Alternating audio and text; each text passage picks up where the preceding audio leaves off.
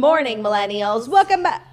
Oh, my God. Welcome back to the Morning Toast and happy Friday, Friday. Gotta get down on Friday. Everybody's looking forward to the weekend. Happy Friday, Jackie. Happy Friday, Toasters. Welcome. We did it, you guys. I mean, at times it felt like it might never come, but An uphill battle. that's the beauty of the week. If you stick it out, it will eventually be Friday. That's true. If you build it, Friday will come. If you persevere, it will be here. And I'm so excited that we are all together on this Friday. It's a very Friday-y Friday. I know, there's like magic in the air. Magic in the air, 'tis the season, and I'm just really excited to embark on my weekend. I am too. Oh my God, your water bottle just like popped. My water bottle's excited to embark on the weekend. Well, you know what? I'm definitely feeling the Friday vibes, but I have a lot to accomplish here at the Morning Toast before I can set foot peacefully into Friday because I worked so hard for the Toasters yesterday. I watched literally everything on TV. Okay. I watched the episodes that are available of And Just Like That, which we will be recapping, and we will be giving spoilers. It is the fifth story. It's the fifth story into the TV recap. There will be a major spoiler because a major thing happened. Yeah, but we'll let you know before. You're good right now. We'll let you know. We'll give you time. I watched the entire season of The Sex Lives of College Girls, and I absolutely must put it in the TV recap. I also finished Ultimate Girls Trip Real Housewives, which I know you did too. Yeah. So we will be discussing, recapping, and chatting about that in the TV recap. How many episodes are there of Sex and the City? 2. Oh, okay. But they're about an hour. They're not the classic 30-minute episodes. Got it. I'm really looking forward to hearing your thoughts. It's a lot. Like, It in the felt like a words of lot. Tasha, it's a lot. It looks like a lot. It feels like a lot. I would be surprised if it was anything less than a lot. So, yeah, I mean, obviously there's this major spoiler everyone's talking about, but also there was a lot going on like with the characters that I found to be just as interesting, specifically my girl Miranda. Okay, I'm excited to hear about it in the TV recap and to talk about Real Housewives Ultimate Girls Trip. I have so many thoughts, and I don't know if I've ever had less popular opinions in my life. Ooh, I know what it's going to be. We'll talk about it. Yeah. But I was looking on Twitter, and like I didn't even see one rogue person That agreed with you. who agrees with me or anything like that. It was also a lot, and I have there's a lot to break down today, and there's a lot of news, a lot of legal news, a lot of justice, judicial system doing their thing. Yeah, some verdicts were coming down yesterday, and justice has been served. Some verdicts were coming down. Some gavels were coming down pretty hard as well. Yes, I'm gonna hang on to this because I'm feeling today's episode might be a little judicial. It's gonna be quite judicial, and it could jump in. Feels a little premature. I'm ready because, like I was saying, I'm so here to like dive into Friday, but not before I do my job to the fullest extent of the law. And I have a lot to say today. Okay, so maybe we just dive right in. Any personal updates? No. No, I literally like was a disgusting piece of shit yesterday who watched so much television for my job, so it's acceptable. And that's like what I did all fucking day. Well, thank you for your service. And just a little book update because I've been reading a lot and watching a lot of TV. Finished Inheritance Games. I'm so annoyed that I wasted my time. And now, no. I feel that. Then I started the new Jodi Picoult book, Wish You Were Here. And, she's like such an acclaimed author. And Never heard of her. Yes, I think she wrote My Sister's Keeper. I've actually never read a Jodi Picoult book, but you would recognize all the titles. Yeah, for sure, because they're made into movies. And so her new book just dropped, and I was cautiously choosing it because it is about the pandemic. Oh. And so it starts red flag. It starts March 13th, 2020. Red fucking flag. But so far it's not triggering. Okay. And I'm about 15% in, and because she's supposed to go on a trip on March 14th, and she still goes, and she gets stuck on the island. Because that's cute. So it's not it's not about COVID, it's just her circumstances in the book are due to the COVID circumstances. Yes. Okay, that's not bad. So I'm reading cautiously. I will keep you guys posted because no. Yeah. But so far, so good. So that's my reading update, and I will continue to share with you. I feel like if I keep going at this rate, I might reach 100? No, so my goal is always 50. This is my 60th book. Oh, I thought you were going to get close to 100. Last year, I read 65 books. I did not think I was going to top last year. You will, because we're going on a low-key mountain vacation. If I don't choose any books that are more than 500 pages, I could probably do it. Yeah. Whenever you hold these gavels, do you feel the need to touch your knee like you did at the doctor, to check your reflexes? You just faked that. Yeah, for sure. What am I supposed to feel? It's supposed to be a reflex. That's the point. Am I a serial killer? Let me bang it. Oh my God, no, do yours. Okay.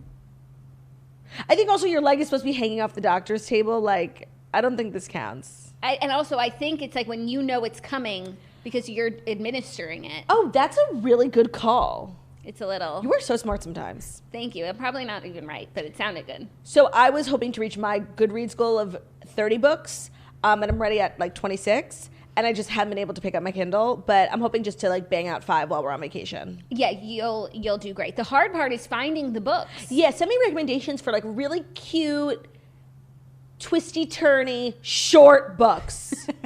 I'm trying to hit a goal here, okay? No, it's so funny. In like the Redheads Facebook group, everyone's like, I'm trying to hit my reading goal. Can people recommend some short books? Yeah, some crap. Like, no, but it could be good. Read Franny and Zoe. That was like 90 pages, but it was tough. I might just do that. No, you would. I think you would hate actually hate it. I think you'd be better off reading like 300 pages of the Odyssey of Colleen Hoover. I fucking love Colleen Hoover. That's easy. I would read like a 500-page Colleen Hoover book. Did you read Layla?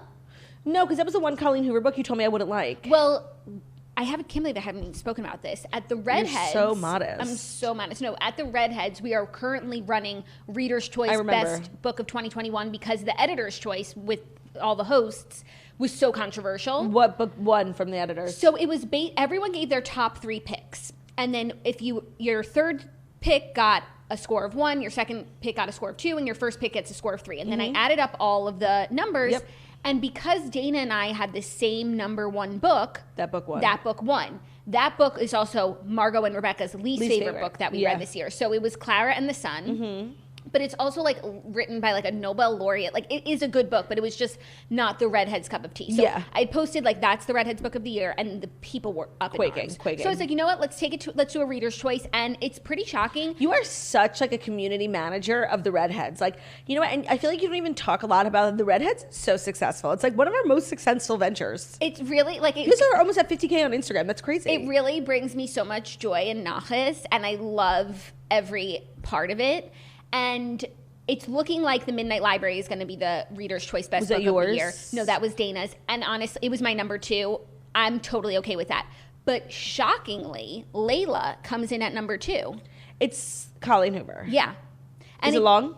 No. And I think you would like it. And the Redheads liked it. And you, like... I jive with the Redheads. You're usually in line with them. You know, I jive for sure. But I need to join a book club podcast full of like, you know... Snitches' Choices? No, because you know what? Snitches' Choices are not even my genre. I thought that they were, and then she made me read American Royals, and I never trusted her again. And she's like, stands by that decision.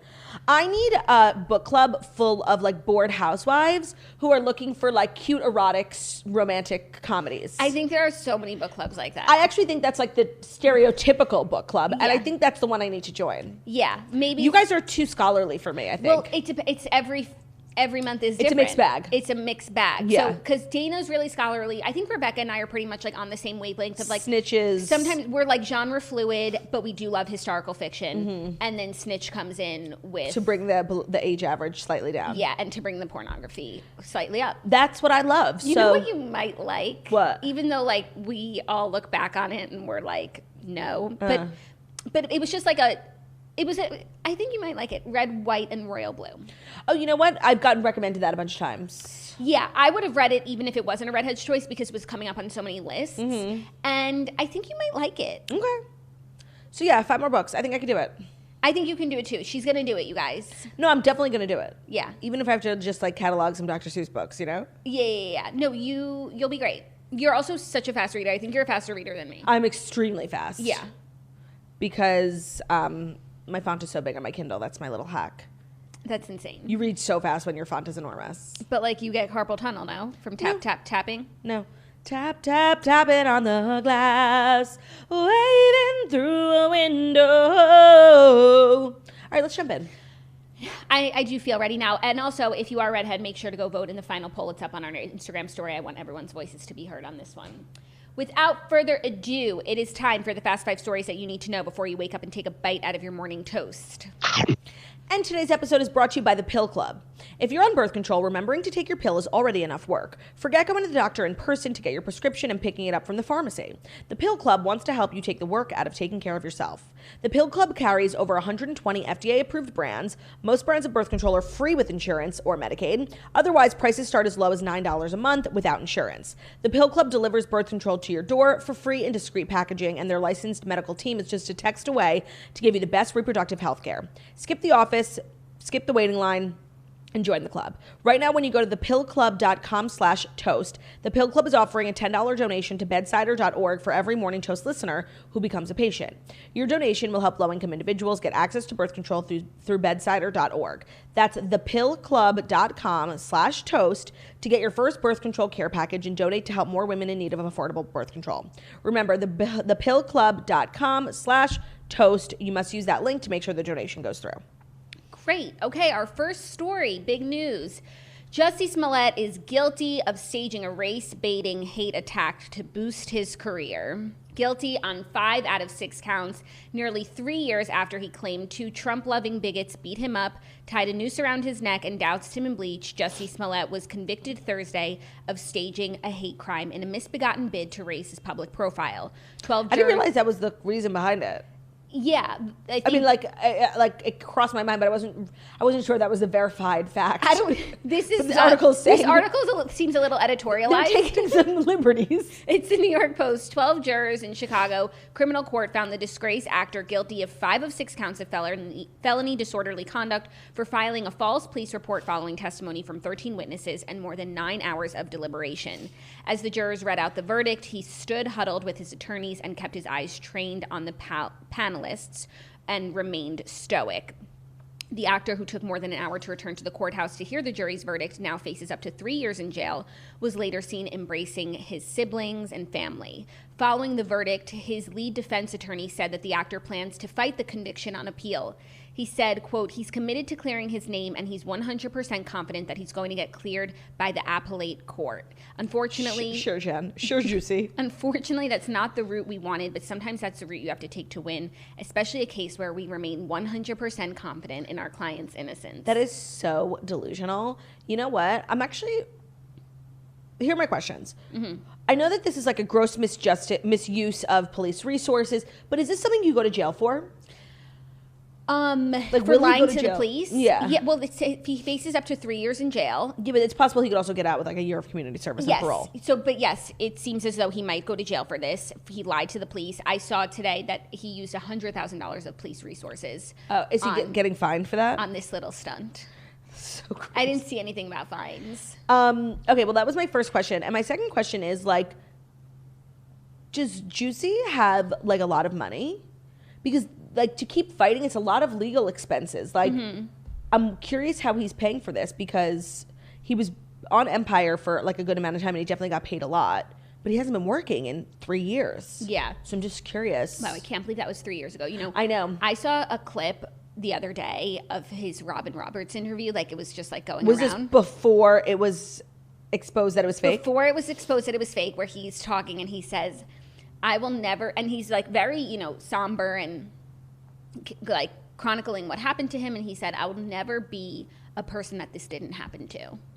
And it's... Actually, that's exactly who you are. No, it's really harrowing to watch it, now, knowing. You know what's also harrowing to watch? I came up on my TikTok this morning, like clips of what, you know, different media news channels were talking about before this was exposed as being fraudulent. So like just seeing, it was that woman who was on Roseanne. I think she's like Roseanne's sister. She's on the talk like promoting Roseanne, but obviously no one could talk about anything else. And she's just going so hard. And she's like, and there are people who are doubting Jussie and it's just terrible. And I'm like, she had good intentions. Obviously, I don't think she's a bad person, but it's so awkward to watch it now, knowing all that we know, all these different news clips. It's just hindsight is just 2020 and it's painful to watch. It will never not be like the craziest thing when I think about it. And I just remember, I can't believe it was 3 years ago already. I know, but I just remember when, like, it never would have crossed my mind that someone could be fibbing. Especially because we're just living in such terrible times. So it was such a believable lie. And I think... Well, no, it's just because who would lie? Like, right. you don't fathom that this could be made up. Yeah, but sadly, like, hate crimes happen a lot. Yes. So it's not unfathomable, exactly. So when it happened, it was just, and like, everyone was so impacted by it. I don't think there wasn't a celebrity who didn't speak out on it. Like, it was just this horrific story that never happened. It's just, it'll never blow my mind. It'll never not be the craziest thing I ever lived through, honestly. Yeah. Not to be dramatic. No. It is that crazy. And if you're going to do something as crazy as staging your own hate crime, the levels of messiness that this plan included, like the checks and literally rolling up to the hardware store to get rope, like, it was just so poorly planned for something so egregious and something so unethical, because like there are so many people who actually are victims of hate crimes, and like this just like is like a stain. No, but to like play on existing divisions to just boost your career. Yeah. It's so twisted. It ain't right.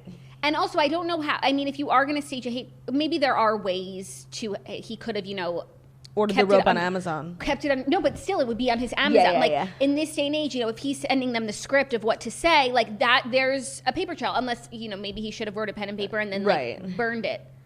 Yeah. It's just, I'm grateful this saga's behind us, because it was like the worst of humanity. So, and the justice system did her thing, and Jussie will, I guess, pay the price, whatever it is. Like the fact that he's still maintaining that this happened. Okay, but let's be real. What else could he do? Like admitting, do you know how embarrassing this is? This is like his sister Journey is also like famous. Like he has other people to think about. Like this is mortifying. I don't know. If I was him in this situation, I don't think I would ever be in this situation. I'm not sure what route I would take. Okay. Because admitting the truth is so humiliating. Yeah, but lying under oath also is bad, yeah. But perhaps, okay, say you want to stick to your story. You've come this far. Yeah, right. But to go to the appeals court or even suggest that you might. No, I know. Like once I would be found guilty, I think I would like let the jig up. Like I would put my case to rest. Yeah. But maybe in some delusional way, like he really thinks he's innocent. Because it takes a really unwell person mentally to do something like this. So maybe in his own way, he does think, I'm just trying to rationalize, because this is the most moronic story and it just keeps getting weirder. So I'm just trying to rationalize, like maybe he does think he's innocent in his own special way. In his own special way. Just a thought. Well, speaking of unwell people in the justice system, Josh Duggar has been found guilty on child pornography charges, facing a potential 40-year prison sentence. Lady Liberty doing her thing yesterday. Josh Duggar's fate has been sealed. A jury on Thursday found the former reality star, political activist, and father of 7. Political activist? For who? I don't know. Guilty of 2 charges of unknowingly receiving and possessing child pornography, also known as child sexual abuse material. He faces up to 20 years of imprisonment and up to $250,000 in fines for each conviction, though because possession is a lesser included offense, he will technically only be sentenced for the receipt crime. Say that again? I don't understand. His sentencing is expected in 4 months, but a date hasn't been scheduled pending a pre-sentence investigation. So we'll find out eventually how long it's going to be. This is glorious news. I did see a report that some of the evidence that was brought into trial proved that he was like consuming and sharing child pornography of a child that's 3 months old. No. Okay? So this is the type of fucking lunatic, monster, disgusting pervert we're working with. And I pray to God this man spends the rest of his life in prison. I think he's disgusting. I think his family's disgusting. And I think the fact that we've known he's a pedophile for so long and he's just now like being brought up on serious charges is just insane because his family was protecting him. I hate this man with every fiber of my being, and I hope he has a miserable fucking life. I had seen some anecdotes over like the course of the trial of what was found, and it's so troublesome, disgusting, troublesome, that twisted. It makes you sick to your stomach. I know, it's so awful, and seriously, like, I hope in some way this investigation is helpful in, it's like a leading them to, I don't think he wasn't manufacturing any of the pornography. Got those images. Right. And so I hope this is like, one cog in the machine. But for now, I'm grateful justice was served for this absolute animal. And I hope, obviously, there's more benefits that come after. Yeah, but when you do think about, like, where this leads and, like, how many other people have these He's images. one of a million. Who makes these images? How many other people make image? It is so twisted, the world that we live in. It's so disgusting. And seriously, death to them all. Death. Whew. But bright side.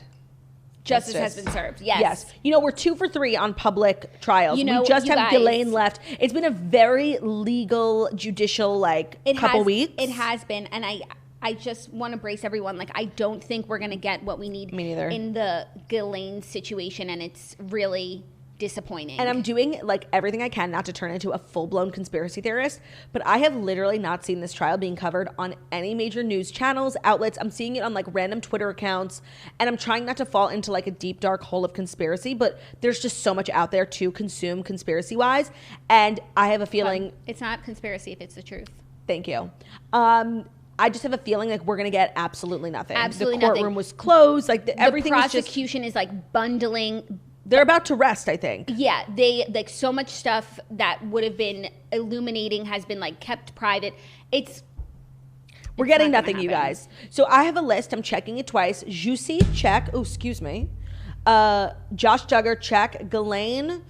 I don't think we're going to go 3 for 3. I really don't. No. And maybe she'll be found maybe she will spend time in prison and whatever, but it's not going to be this not going to be this big exposure where all the roaches come out. No, we're not getting that. Nothing of the sort. No, and that's what we thought we were getting, and oh, how we have been fooled. I think we always knew. I don't know. There was a time where you couldn't fart without hearing Jeffrey Epstein's name. It was just such a conversation. It was such a part of the culture. Jeffrey Epstein didn't kill himself, all that stuff, that you thought in no way can these people escape public scrutiny. And we've forgotten. We have all forgotten. No, I don't think it's the people that have forgotten. No, you're right. It's the media. It's the media. Yeah. So that's disappointing, but we'll cross that bridge when we get there. Are you ready for our next story? If it's a story that's brought to you by Prose. Have you noticed some hair starting to shed after you have your baby? That can be really common. I know that's something you're really thinking about. Mm-hmm. And it can be really concerning. So after a pregnancy, your body is shifting, recalibrating, and doing things that don't feel normal. One of the alarming side effects of the hormonal changes can be excessive shedding, which is hair that comes out in clumps even when you wash it or brush it. Thankfully, we have Prose to stop the shedding cycle and grow back your hair.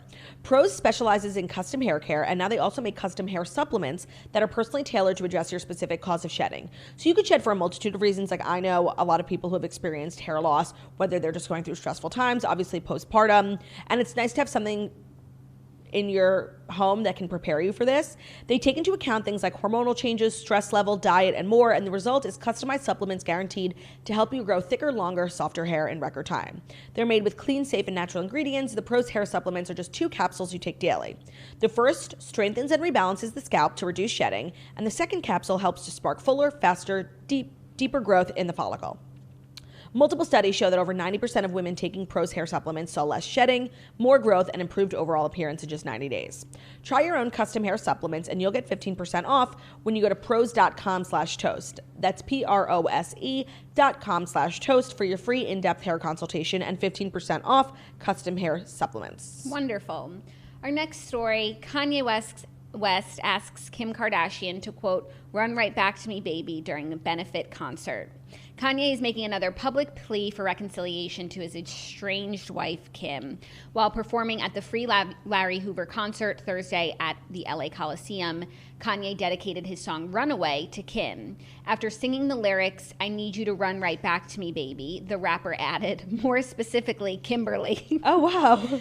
Kim attended the concert with her sister Kendall and her mom Chris. She also brought along 2 of her kids, North and Saint. I definitely feel like Kim and Kanye are going to get back together eventually, but I think Kim is going to make Kanye work extremely hard for it and embarrass himself multiple times publicly. Okay, I agree, but I just don't want Kim to overplay the hand. I know. Because then it just takes 1 split second for him to get fed up. For the person who's chasing to be I'm done, yeah. And then it's too late. So I hope that, I think Kim has a good gauge on Kanye. I think she'll know. I hope the timing's right, but also seeing all of this, and it, obviously it's every week now where he makes some sort of public plea to Kim, which the stands just love to see. Yeah. It's making me question what happened between them, because it's it seemed kind of amicable, you want to live this way, I want to live this way, it's not really working between us, but now it's almost like he's asking for forgiveness. Yeah, well, I think the way that they were living was because of Kanye. Like, he never came home. He was always in Idaho, right? Wyoming. And I think, like, Kim's like, okay, so that's the life you want? Good, because it's the life you get. And he's like, actually, no, like, I miss my family. You know, Kanye's very, like, family-oriented. And I think, like, knowing that his family was waiting for him is one thing, but knowing that, like, they're living separate lives is probably another. Yeah, and now when you think about it, like, he sold the Wyoming ranch, or at the very least it's on the market. He bought a house in Malibu. Like, he's committed to living in Cali. So I think she's making him do, like, a list of things. She's waiting the good amount of time, like, making him jealous. And in the meantime, she's having fun. She's having a great time. This works for me. Me too. I just hope that the timing, that they don't miss each other. Do you know what I mean? Yeah, like, she's playing hard to get, he's chasing, and then, like, just when she's about to give in, he gives up. Yeah, he meets someone, and it's like, yeah, no, I've been pursuing Kim, and she won't even give me, like, she's never coming home. Right, because it's, like, humiliating, like, over and over to keep putting yourself out there. I don't brutally rebuffed. Yes, but, like, I don't find this to be, like, embarrassing on Kanye's part. I find it to be really sweet. Me too, and I also don't think, like, humiliation is a feeling Kanye is really capable of feeling, because he's just so confident in himself. Right. Like, that's not a feeling he can really feel, I think. Right, and for Kim, it's, like, the best feeling. She's dating, like, America's Bachelor. Yep. While, you know, Kanye is just waiting in the wings. No, that's nice. And you know what? She waited at home for him for so long. So now it's his turn to wait. Mm-hmm. Did you see anything else from the concert? No, I didn't really, I didn't know that it was on, or else I would have watched it. Like, I was in such watching mode. You know what I watched? I mean, I at least tried. I think it was really late. Zach was up so late watching it. Oh, really? Mm-hmm. It was, like, streamed, right? Yeah, it was on Amazon Prime. Well, I, again, watched so much stuff yesterday just because I'm amazing at my job. And I did start to watch the Travis Scott Charlemagne interview. Yes. And I wanted to do it for my people so I could come on here and recap it. But I could not make it past, like, 6 minutes. It's 50 minutes. It's clear from the get-go he's taking absolutely no responsibility. So I've got message received. I don't need to watch the whole hour. And to be honest, and I know this is, like, so ironic coming from me because every other word out of my mouth is like, totally, like.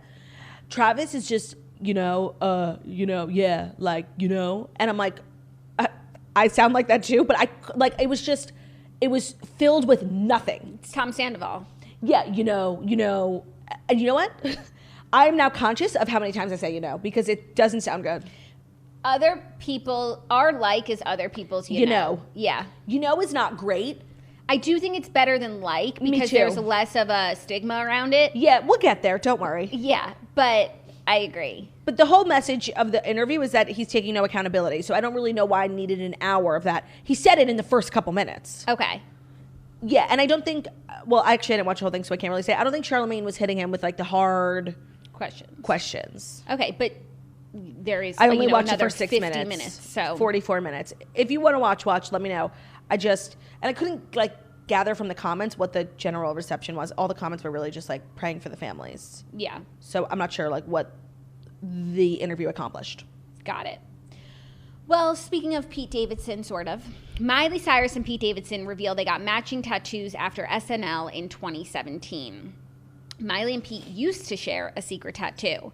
The singer and the comedian stopped by The Tonight Show starring Jimmy Fallon Thursday to promote their New Year's Eve special. While there, they revealed they once got matching tattoos after appearing in an SNL sketch together. They both starred in the show's The Baby Step sketch, which aired in 2017 and also featured Larry David. Before launching into the story of their matching ink, Pete joked, "It was a very dark time in our lives," with Cyrus saying that we were dressed as babies, everything seemed fun and fine. So after the sketch, they felt inspired to get something tattoos like that said we babies. But I guess Pete's has burned off since, and Miley's so embarrassing for Miley. Still has hers. I saw a lot of promo about this interview. Well, because they're doing promo, they're hosting New Year's Eve together, right? Yeah, or it's her thing. Oh, no, they're hosting it together, sorry. And so then they went on The Tonight Show last night, and Miley, like, sang something, and it was, like, funny, haha.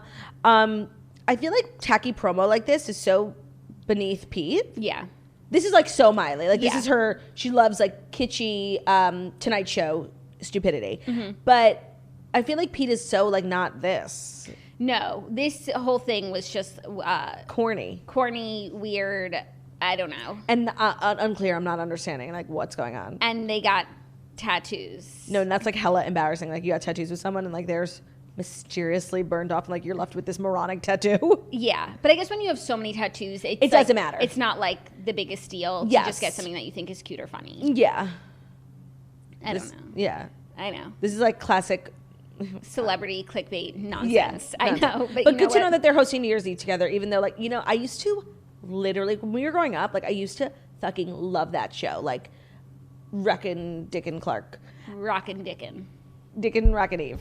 Dick Clark's Rockin' Eve. Yes. I used to love it. It was like really like a cornerstone of like my childhood. And I can't think of anything I would rather watch less now. Well, that's also, I think, what it's meant to do. You know, it's for the kids and the families, and then eventually you grow up and you go to the clubs, and it's like, who the fuck is sitting at home watching this? No, but even if I'm home, like we were home on New Year's. Last year, and we were watching. Were we? We were watching some program. That some program. Actually, I don't know if we watched anything. I think we just like had a clock. You know what I'm saying? Like, it's not because I'm not home. It's just because like it's all pre-recorded now. Like everyone's lip syncing, and it's like I'm just too smart to watch it. No, and yeah, I agree. I do think it has gone down. Like, yes, we've gotten older, but it has gone down. It has, right? Like Yeah. when we were like 12, that was like the height of it. It had to have been. Yeah, and it felt like, you know, to be asked to perform like as the ball drops on NBC is like the height of your career, whereas like now it's like, who can we get to show up at midnight? Right, but to is that sing just this because song? we're old, or like do kids today like live for the ball dropping? I don't know. I also think of like the Thanksgiving Day parade, whereas like when I we were still think that when we were growing up, it was like the Miley Cyrus, the Jonas Brothers, like, oh my God, it's the coolest thing. Yeah. And now I'm watching it as an adult, and I'm like, they couldn't pay these people enough to come. Okay, I think that the Macy's Thanksgiving Day parade like really still has its prestige. I agree, but it has And the I will prestige, watch it like till I'm dead. But it just felt like growing up, like the performers, maybe because it was targeted to us. Like, but that's also just a kid. Like you don't realize that they're lip syncing and it's like, oh, sparkly lights. Like it's all very impressive. But I think it actually ages very well. yeah, with no, the parade. but now being older, I'm like, you know, it's not the most A-list. No. But it felt like A+ growing up. Yes, but I do think for the most part, the Thanksgiving Day parade is still like a really prestigious thing. I think people still love it. 100%. And I don't think Dick and Rockin' Eve has the same effect. We'd have to talk to the campers. Yeah. Is that like their life? Is that their go-to? Right. I don't know. I don't think so. I mean, now it's Ryan Seacrest. Yeah. It was Ryan Seacrest when we were kids. He was the guy. We never encountered Dick. No, I don't think we were Dick's. Dick's girlies. Yeah, I don't think we were. Okay, are you ready for our fifth and final story that's going to lead into the TV recap that is also going to spoil And Just Like That? So take a moment. If you haven't watched And Just Like That and you don't want it to be spoiled, I would skip probably the next 10 minutes of the episode. Okay. Yeah, we'll try to flag you back in. So Okay, yeah. If I can remember, when you see me go like this, come back. Okay. And if you're listening as a podcast, I'm just really sorry. Yeah, give it 10 minutes. Maybe we'll try and get a timestamp in the description. Yeah, of when okay, I'm looking right now for how long it takes us. for when you can come back in. Yeah. Fifth and final story. Peloton responds to the death of Sex and the City truckers for Peloton responding to the death of Sex and the City character in first episode of And Just Like That. So here's the spoiler. In the first episode, Carrie and Mr. Big are enjoying wedded bliss, only for their happiness to come to an abrupt halt when Big suffers a fatal heart attack after a 45-minute ride on his at-home Peloton bike. So there's like so much promo for the Peloton, like before we find out that it's the thing that kills him. And it feels just like a classic sponsored thing. Like he's talking about how he loves Allegra and he's about to do his 1,000th ride and he loves the Peloton. And then it's like this symphony. They go to Charlotte's daughter's piano recital and she's playing this like gorgeous symphony, and as she's playing it, he's on the bike and the thing is climbing and he's climbing, and then she drops the piano and he drops dead. That is so crazy. I saw this morning a meme that was like, Peloton when they found out they're getting to be on Sex and the City. Woo! Woo! Peloton when they watched the episode. And by the way, Peloton stock is dropping. Okay, what did they respond? So this is what they responded. Because it seems sponsored, but it's obviously not. A member of Peloton's Health and Wellness Advisory Council and preventative cardiologist said in a statement to the LA Times that while she sure, quote, Sex and the City fans like me are saddened by the news that Mr. Big dies of a heart attack, the fact that he was on the exercise bike just beforehand has little to do with his death. Mr. Big lived what many would call an extravagant lifestyle, including cocktails, cigars, and big steaks, and was at serious risk as he had a previous cardiac event in season 6. Yes, he had an angina. These lifestyle choices and perhaps even his family history, which often is a significant factor, were the likely cause of his death. Riding his Peloton bike may have even helped delay his cardiac event. Okay, so like Steve is all like, why was he on the bike? And Miranda says like very like directly, the bike didn't kill him. So I think they like tried to make it seem like it wasn't the bike, but it was just like it almost seemed like an intentional attack on Peloton. Like it's like whoever wrote this script has a lot of stake in SoulCycle bikes. Yeah, no, I agree. This is I'm sure this is a very real thing that could happen, and I'm sure that it does happen, but that is a really crazy choice. And if you do want to kill him, like from his at-home don't use the name stationary brand spin bike, yeah, couldn't they just say the stationary bike? Yeah, or I'm just going to cycle at home. Yeah, or like, yeah. Totally. So I didn't watch it, but that's just a really crazy thing. And the fact that this spokesperson has to talk about like Big's lifestyle choices and like this fictional character. It's so stupid. But can we talk about like the fact that they killed Big off? Like they brought the show back. It was supposed to be like, it's a light and fun show. I just said it's my comfort show. And it got so serious so fast.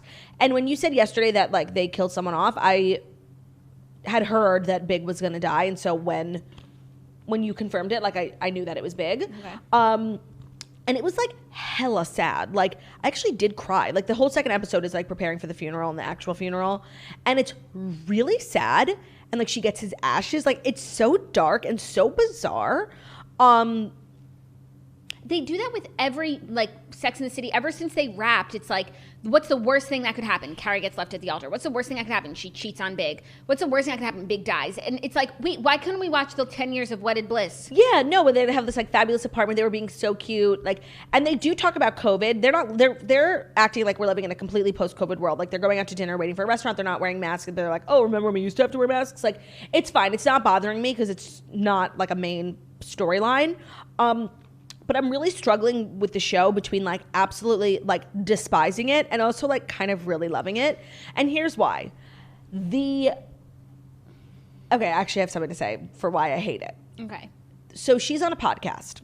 And she's like this like kind of like old woman on the podcast. And they're talking about like sex and anal. And she's like getting really quiet. And her boss is like, you've got to step your pussy up. That's what she said. Like, this is a podcast. Sometimes we're going to go there and you have to be able to go there. Like, you were writing about sex in the 90s in a newspaper. Like, you can do that. So she goes home and tries to step her pussy up.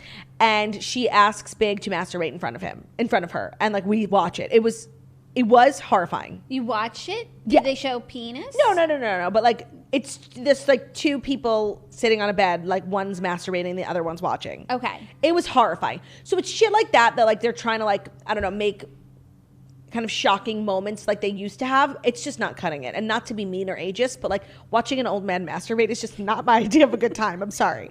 Maybe if it was like when he was younger, I would have enjoyed it. I'm sorry, not to be ageist. It was kind of disgusting. I think that that's okay. That is really... It was just shit like that, you know? Okay, I'm really feeling very comfortable in my choice not to watch. But. Okay, wait, but I also just want to say, like, as to COVID and TV, I'm like coming to this place where it's like, it used to be like, I don't want to see it, I don't want to smell it, get it away, like, it's hard enough living in it. Yeah. But now it's like, we have to live in this hellscape, and it's not fair to watch TV shows where, like, they don't have to deal with it. Right. You know, and it just makes you, like, more aware of how different things are now. That's actually true. So I don't know what the right answer is, because on the one hand, I'm like, I want to hear about, you know, I want you to represent reality. On the other hand, I'm like, escape, please. Yeah, no. So it's frustrating. It's like even on when I'm watching Real Housewives or reality TV and like they're wearing masks in situations that do not call for masks. I'm like, what are you doing? It's performative. It's right. So I don't even know how I feel about it. I just know like everything that's being put out there is just like not doing it for me. Yeah, I know, I feel that. But here's the magic of the show. And it's what, in my opinion, has been the greatest strength of the show always is the writing. Like, I cackled like 15 times. And I don't really even, at shows that I love, like I never really like LOL.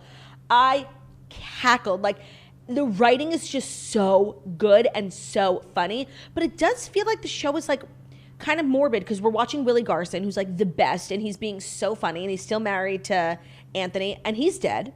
And then Big is dead on the show. Like, it's just kind of morbid, but there is magic there. And for me, what I'm really struggling with is the Miranda of it all. Because I have been like a Miranda spokesperson for for years. I just really believe that she was the best person on the show. And I just don't believe the Miranda that I know would turn into the Miranda that we're currently seeing. She's like a Karen, and she's like a white savior who's like racist. Like she's like saying all this shit to her teacher about her braids, and like it's just the Miranda that I know I don't think would have turned into this person. But it is like an interesting conversation on like people in our culture, like white saviors, like who think that they're like helping and they're actually making things worse. But it's disappointing because like Miranda's my girl and she's insufferable. Yeah. And I actually do think my call about her exploring her sexuality is going to happen because Carrie's boss that she does a podcast with is like this really cool young lesbian, and they like had this moment at the funeral, and then they tease it coming up. They're like, she's having marital problems with Steve. So I think she might explore her sexuality.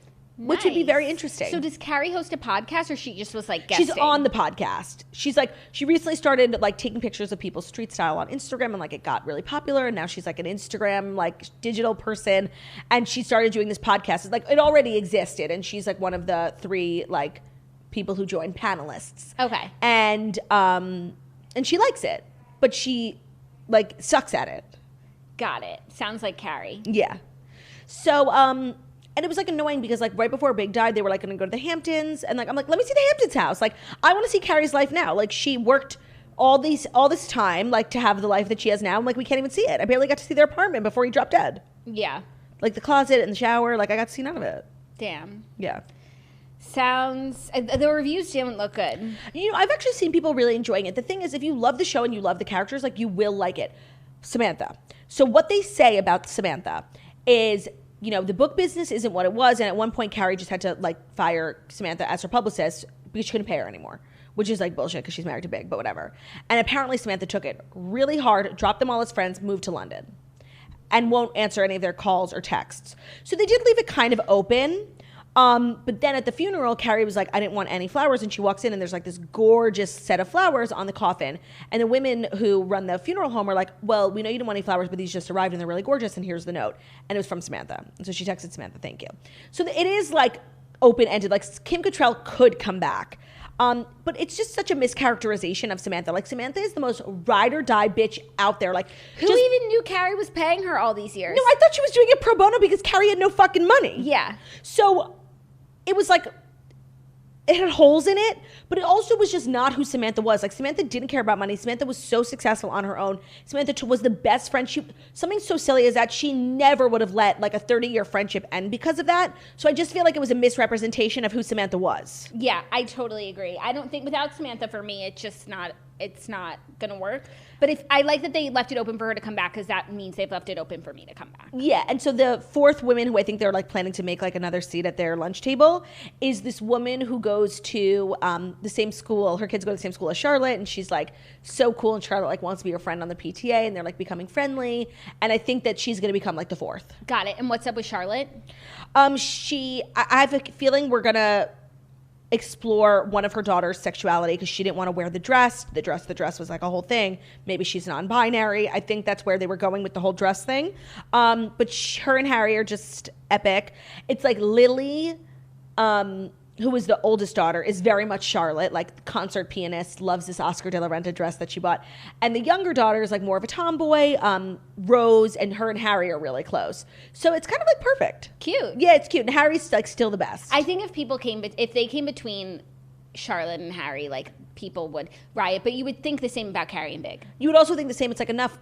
Like Steve, but you know, Steve has actually aged extremely well. It's interesting to see like who's aging. They actually talk about like, so Miranda's going back to school, and Charlotte's like, well, are you gonna dye your hair? Like, she's fully gray. She's like, no.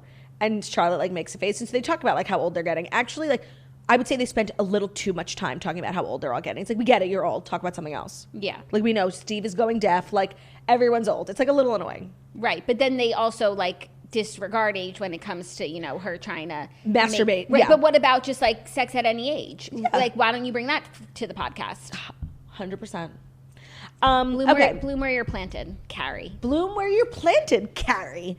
Okay, so that is my Sex and the City recap. And it's safe to come back. Yep, it was about 10 minutes. You're all safe. We're gonna put the description in the podcast. So podcasters, you are now in a safe space, a spoiler-free zone. Yes, you are free. You are good. You are good. You are good. Come back. Come back. Come back. Let's dive into the TV recap segment. Okay. Which is brought to you by Manscaped.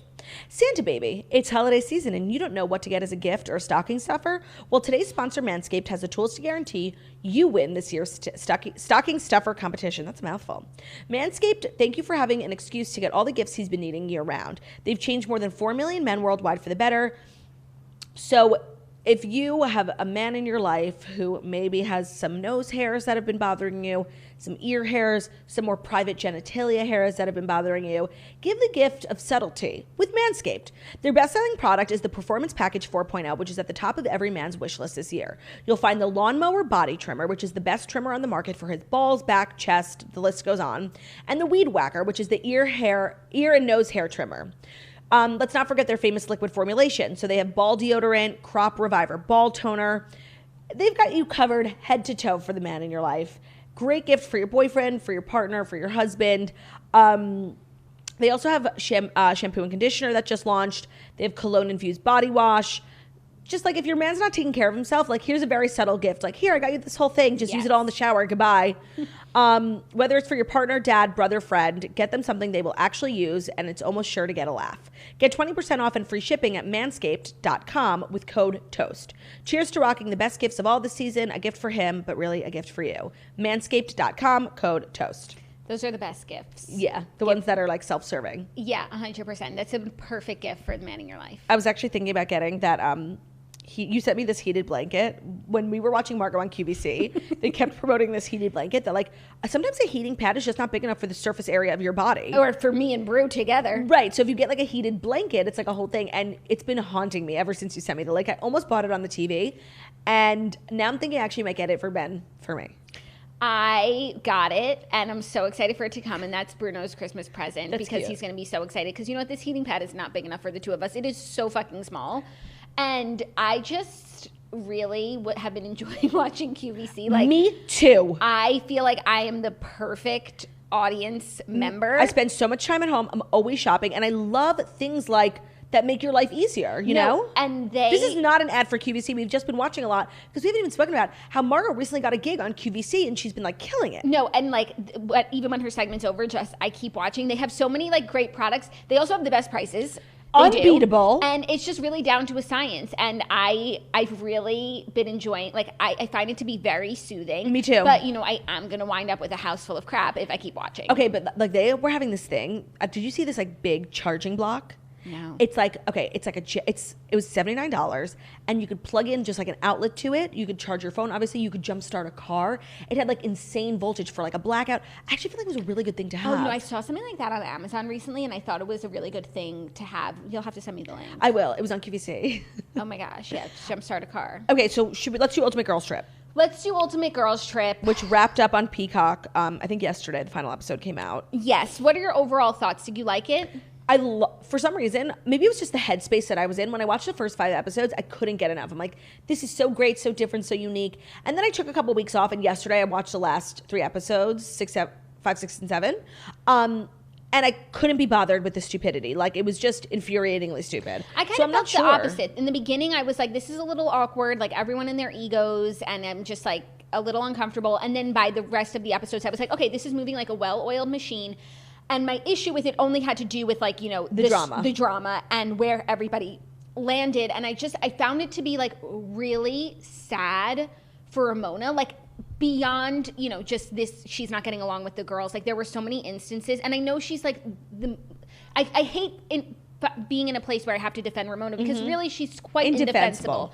But the way that the other women were treating her, and like the thing about Ramona is she says untoward things to your face. And it's like, what the fuck? Why would you say that? Why would you say Luann slept with Tom on the night? First date, yeah. But what Luann says in her confessionals and what Luann says to other people about Ramona and behind her back is just as bad as what Ramona says to her face. And like, they act like they're so, like Ramona's not savvy enough to navigate, you know, all of her shit talking. And she just kind of like lays it bare and is really messy. But everybody else is doing the exact same thing to her. Yes. And then also, Ramona, like, is the villain. She is in the wrong. And so, and everyone, I mean, Luann playing, like, the victim of all victims. And it's just, like, it's so funny to watch how the people from each other's seasons, cities. Franchise, yeah.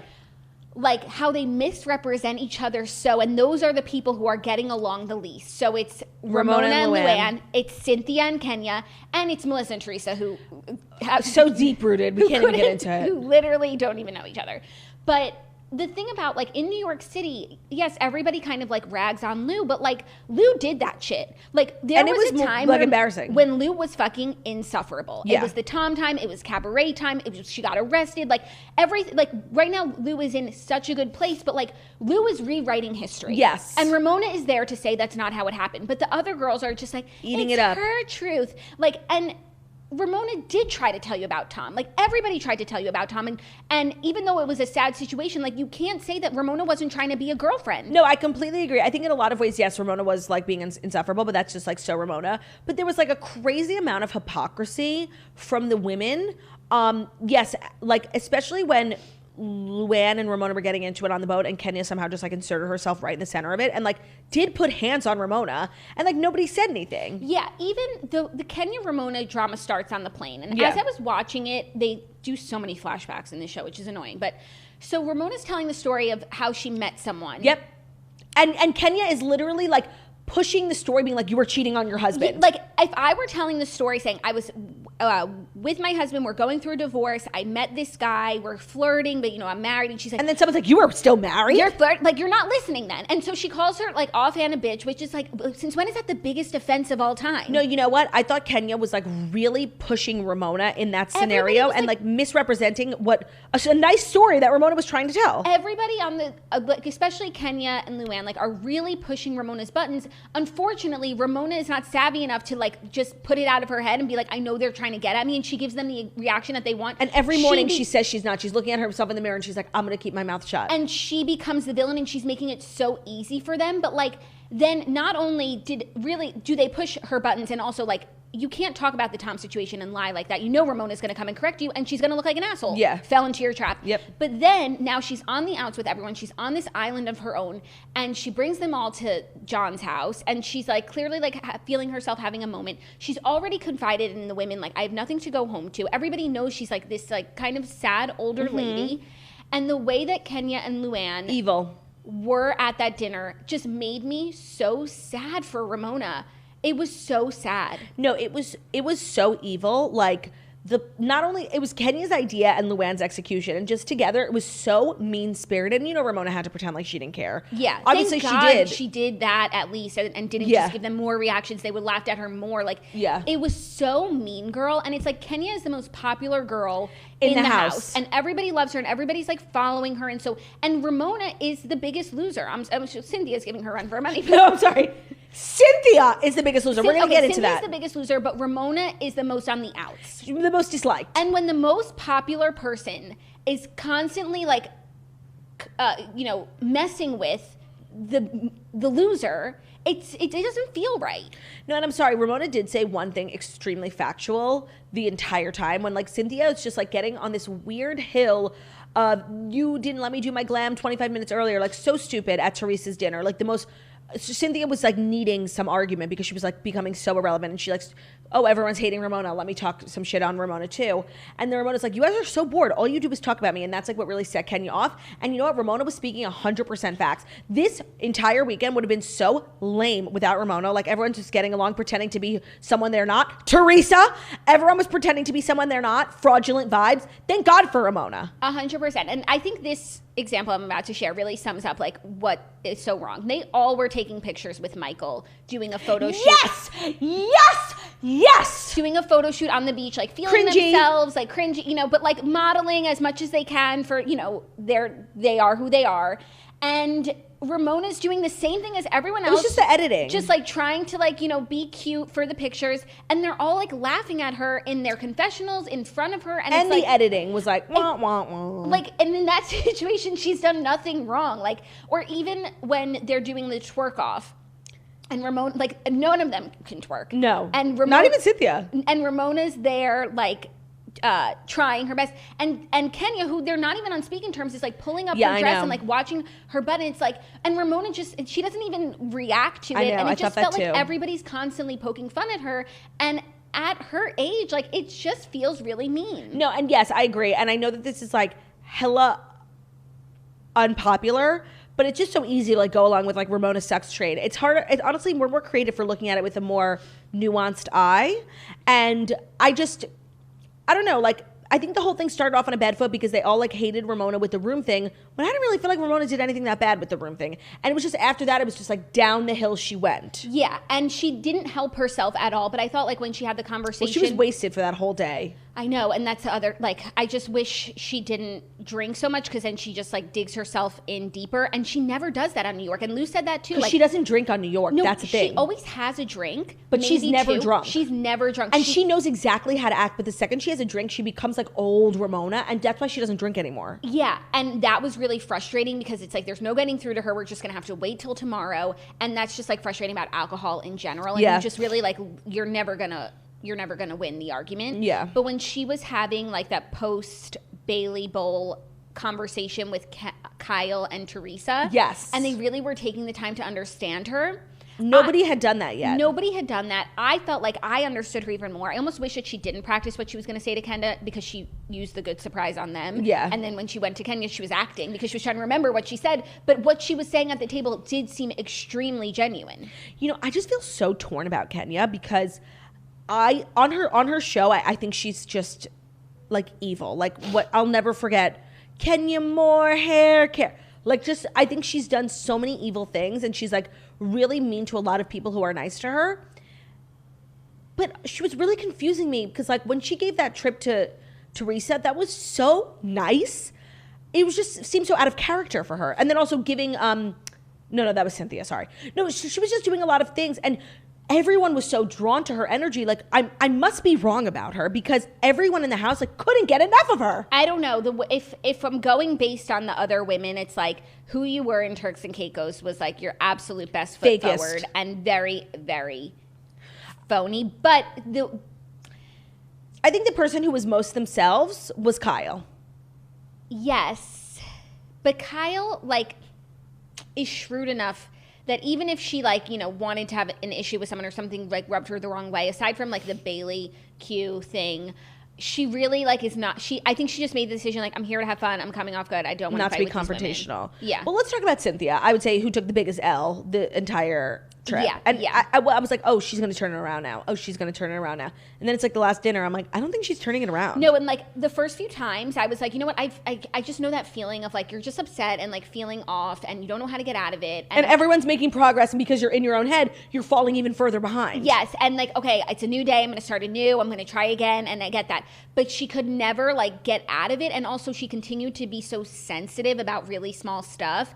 And it was just not the right environment for her. No, not at all. And you know what? It's like sad because now she's not on Atlanta anymore. That was like her last moment. And she just looked like an enormous loser. Yeah.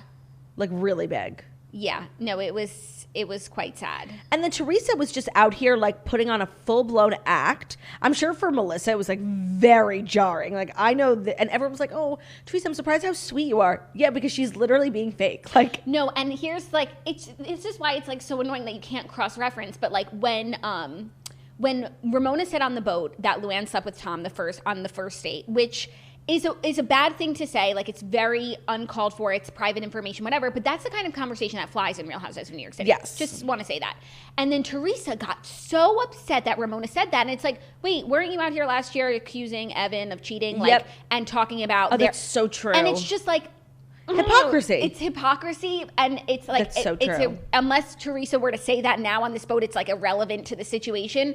But like you say and have done crazier things. Can I tell you though, the best part of like everyone like coming to Lou's defense, Lou rewriting history, is when Teresa like went around the table at her dinner and said really nice things about all the women she's just recently met, and she was like, Luann, like I will protect you, like we're gonna give you a backbone, and Luann like fucking like, you know, can we go back to the backbone thing? Like you said, I have no backbone. You said I'm a pushover, even though she never said that. That was just like so great. Like Luann, your storyline is so fraudulent. You've made it seem to everyone like you don't have a backbone. Like, so now they're all saying getting knocked down by the girls. That's what you painted the picture. So now they're all just reciting what you have told them, and now you're suddenly offended. And now you're offended, like they painted you as this victim because you've been victim mentality the whole time. Like Lou is not the victim on Real Housewives of New York ever. Like the thing she's the oppressor. Wait. Okay, here's another great example. So Ramona said, you know, you slept with Tom on the first night. Slut shaming, not cool. Remember what Luann said to Sonia in the van in the Hamptons about sleeping with trash. Sleeping with guys on the first date, 15 guys, and that like he married me, like literally worse than what Ramona did. That is so true. They were all just like on a delusional island where like they've never done anything like that in the past, and everything Ramona's doing is like so taboo when they've literally done 30 times worse. Like very recently. Here's the thing: Ramona didn't get the memo that we're all faking it. We're all faking it. We're all on our best behavior. What we do on our shows, we're not going to do here because this is the All Stars, and you're not going to get caught like that. Can I tell you? I know everyone's like so anti-Ramona. I just feel like we're making a lot of good points. Like I think we actually might turn some people. I just want to say that. No, and I agree. But it's just like if you hate Ramona, you hate Ramona. But here's the other thing: I saw Ramona do some things just like in the off, like when she's waking up for breakfast and like being fucking annoying and stuff. That would make me, if I were there, like I don't want to be around you. Of course. But as a viewer and like watching these dynamics at play, it is extremely hard to be the person in the house that like everybody's laughing at, talking shit about, and like at least she does try. And like I thought when she had that conversation with Luann in the beach hut, I thought she was extremely genuine. She wasn't up to her old apologies like season 1 Ramona. Like it was just she does do that a lot, so it must just get like monotonous. Like she is really genuine when she apologizes, and then she'll literally do the same thing the next day. Then she just forgets. But then when she was also describing how when growing up she would just zone out, I do feel like she's oftentimes I thought that was extremely zoned out. A great explanation for like some of her bizarre quirks. Yeah, where she's literally not listening to you. And she's still spoken about her childhood like a lot on Housewives, almost to the point where she brings up her childhood and people are like, stop. And I guess I never really understood why she was bringing it up, but I felt like I really got to know Ramona at a glance at that beach conversation with Melissa and Kyle. She brings it up, I think, when she really is in a bad place and she needs to like explain to these women why she is the way that she is. But I still don't feel like we even know a fraction of what she experienced, you know? I agree. So it's actually, she doesn't like wield it as an excuse for everything. But I think sometimes it's like, okay, I gotta let these women know who like about me. Otherwise, I'm never gonna make any headway. So all in all, I thought it was like a pretty good show. I know that there's other versions of it coming out, like a couple like B-listers in the Berkshires. I think that's what the show's called, the B-list hits the Berkshires. In the Berkshires. And I don't think it'll translate. I think this was like a once in a lifetime thing because it was like the best of the best cast, great house. And I just don't know if it'll translate to the other spinoffs they're planning on doing. Yeah, I agree. And just to go back to Luann one more time, like what Ramona said about Lou, not cool. Yeah. But then all the women watched how Lou like took a shot out of the mouth and kissed a married man. Yeah. Right there. And said that he's DMing her. Right. And that's just okay behavior. The hypocrisy was blinding. It was blinding. So anyways, it made me... And it was just frustrating to know, like, no one agrees.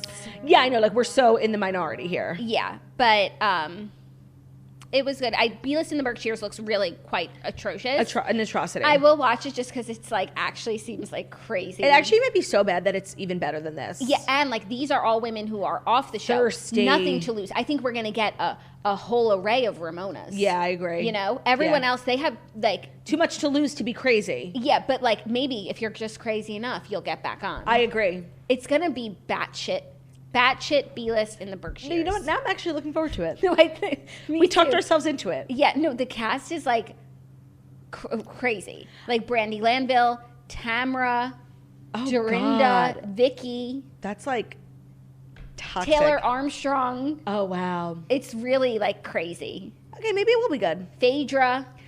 You know what I also spent all day watching yesterday was The Sex Lives of College Girls. I do know. And I know that you didn't watch it. I'm here to tell you, like, you will absolutely love it. It's an amazing show. Even though you said it made you feel old? You know what? I got over that extremely quickly because the show was very good. Hilarious writing. Like, I cackled at so many moments. And also, I just need you to watch it because there is a character. Her name is Kimberly, who I just found out is Timothée Chalamet's sister. Her name is Pauline Chalamet. She plays Kimberly, like this freak. She is, not visually, just personality-wise, reminds me so much of Dana from the Redheads. And I think I figured out why. It's because this girl's like, she actually has this admirable confidence. Like, she's just so sure of who she is and going to college and meeting all these new people. Like, it's not going to change that. She is who she is, even if that is, like, a little quirky. And she says these, like, quirky, bizarre things with so much confidence that, like, no one questions her. She reminds me so much of Dana. I cannot get over it. So I just need you to watch it to, like, tell me if you see it. I will. And you know what? The show, like, the premise looks good. And even, I don't mind if you say it's good, I will actually. That is something that I would watch. So I'm going to watch it. So don't spoil it. It's 4 college roommates, and just they all have their own storylines. It's by Mindy Kaling. The premise is so good. I don't know why that doesn't happen more often. Yeah, and it's by Mindy Kaling. So it's actually like they refer to social media and stuff like actually well, because this girl like likes this guy, and one of her friends is like, put up a story and like see if he sees it, and then like it's just a good accurate representation of like how social media plays out in college, where I feel like sometimes 90-year-olds are talking about Instagram. I just feel like the culture is there. Like Mindy Kaling has a really good pulse on the generation, and because it's Mindy Kaling, like it's super diverse and not in like the corny way. It's like just really good, and the writing is great. The only thing I feel weird about is I know the actors are like in their 20s, but we're supposed to be watching 18-year-olds. They just got to college, and there's like really kind of wow, I'm having She's like speechless. What, like inappropriate? Not inappropriate, but what's the word I'm looking for? Like sexual, lewd? No, it's just like sex scenes, but it's like not vulgar, but like it's like I don't know what you're trying to say. Me neither. No, Hold so on. what is it? Very like explicit? Like explicit. That's a great word. Yeah. Well, because we're seeing stuff. Yeah, we're seeing like major sex scenes. And Which you're saying, just feels like, weird it because the feels like characters are supposed to be 18. We're watching 18-year-olds having sex. Even though they are not, they're supposed to be. There's something like felt weird about it. Like That's interesting. That was the only thing. Okay, I'll let you. I'm gonna watch it, so I'll let you know if that sticks out. It's just great, and like I honestly can't decide which girl I like best because the Do they show parts and stuff? No, not part. Boobs, yeah. Oh yeah, boobs are always free. Boobs, reign. tushy. Okay, and then like sex positions. No P, no V. No P, no V. Not that I can remember. I mean, it's HBO. You never know. Oh, you know what? There was a little P. There was a little P. They go to like a naked party. HBO loves to throw in one P to get the people talking. I actually think you would like it because I mean, maybe it's because I've literally never been to a real college except yours. It reminded me of Colgate, like just like the vibe. It's in Vermont, so it's like fall. Is it like a small school? Yeah, it's Essex. It's not like a huge college. Cool. Oh my God, that sounds really great. I'm gonna watch it. Yeah, it's really good. I really liked it, and I just love the characters. Like at first, I'm like, who do I like best? I liked like Leighton the best because she was just like this rich girl from the Upper East Side. But then they all are just so nuanced. I think I ended up like liking Bella the best, or that girl Kimberly who was such a weirdo, the Dana girl. She really grows on you. I'm sure that she will. It's really good. Okay, that's great. And one of the girls, her mom is like a really famous senator, played by Sherry Shepherd, who's just hilarious. The show is just perfect. Like I wish there was like 10 seasons out so I could just like binge, because now I'm like such a trendsetter. I'll be waiting a while. Damn. Yeah, so good. I give it 10 out of 10. Great. And that's our show. Okay, now I feel fully recapped. I feel unburdened. Yeah, me as well. I can go into this weekend, alarm-free living, all of the tings. It's a long episode. And enjoy living life. So thank you guys for being toasters. Next week is our final week of TMT for 2021. Yes, a reminder, the 17th of December is our final episode. And that's really exciting. 2022 is almost here.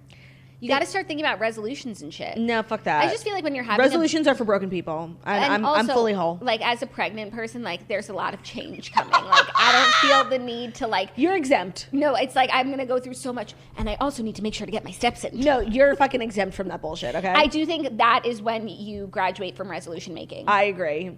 It's too late for you when you're making a child. Thank you guys so much for listening to the Morning Toast, the Millennial Morning Show, where we deliver the past 5 stories that you need to know every Monday through Friday on YouTube. So if you're watching this on YouTube, please feel free to subscribe and give this video a thumbs up. We're also available as a podcast anywhere podcasts can be found. So at Spotify, iTunes, Stitcher, Public Radio, iHeartRadio, CastBox, all the places wherever you listen to podcasts. Find us the Morning Toast. Leave a 5-star review about how beautiful, stunning, and smart we are. Hope you guys have an amazing day. And if you made it to the end of this episode, why don't you go drop an emoji on our most recent Instagram of the letter B for the B list in the Berkshires. Love that. Have a great weekend. We love you, and we'll see you back in studio on Monday. Bye.